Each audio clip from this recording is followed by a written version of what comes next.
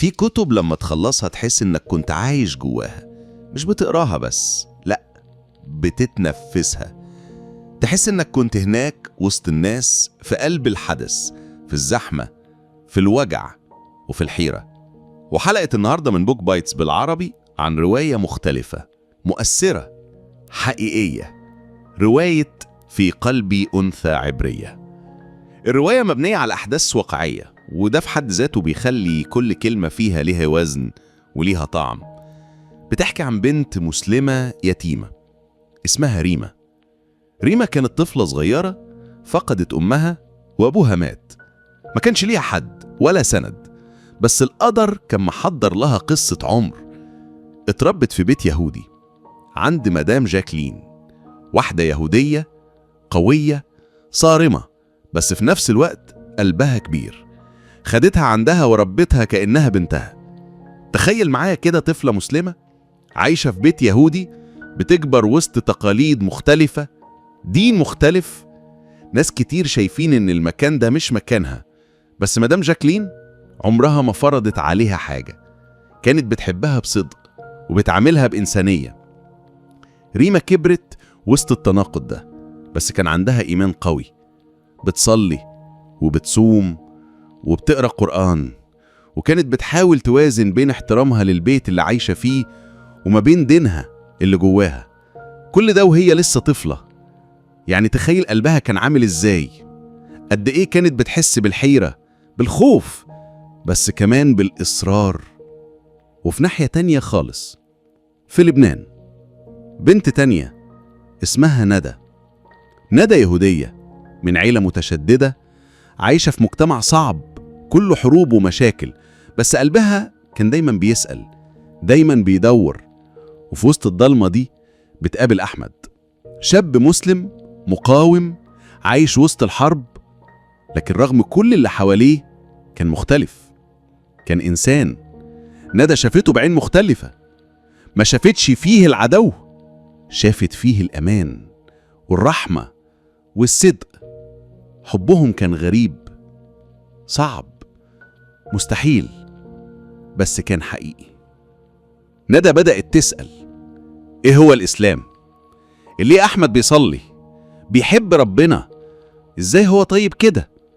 أسئلتها زادت وقلبها بدأ يميل، مش بس ليه، لأ، لدينه. وبدأت رحلة التحول، رحلة بنت بتسيب كل حاجة اتربت عليها علشان تمشي ورا اللي حست إنه الصح. بس الطريق ما كانش سهل.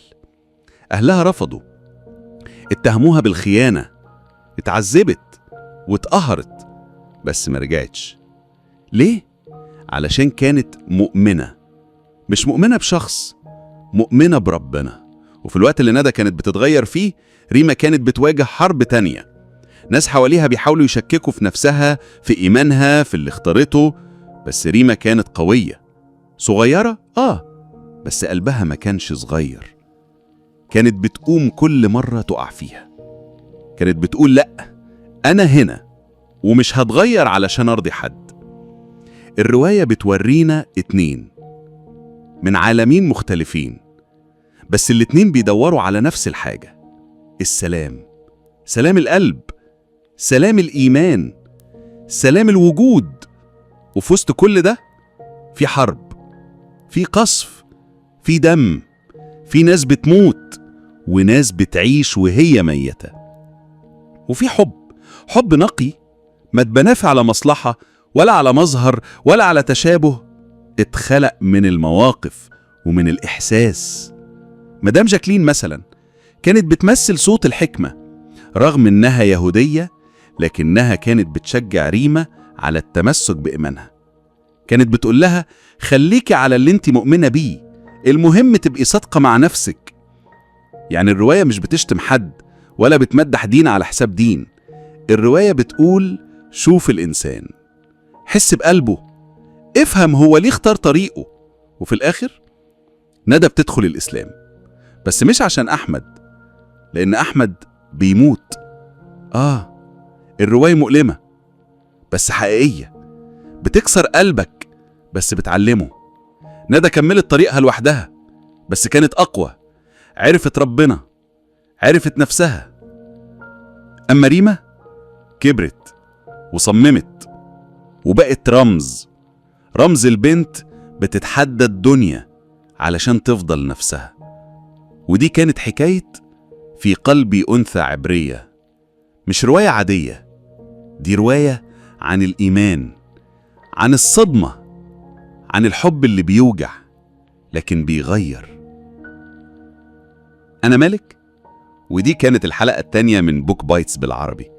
استنوني في الحلقة اللي جاية مع قصة تانية وقلب جديد، يمكن يكون قلبك.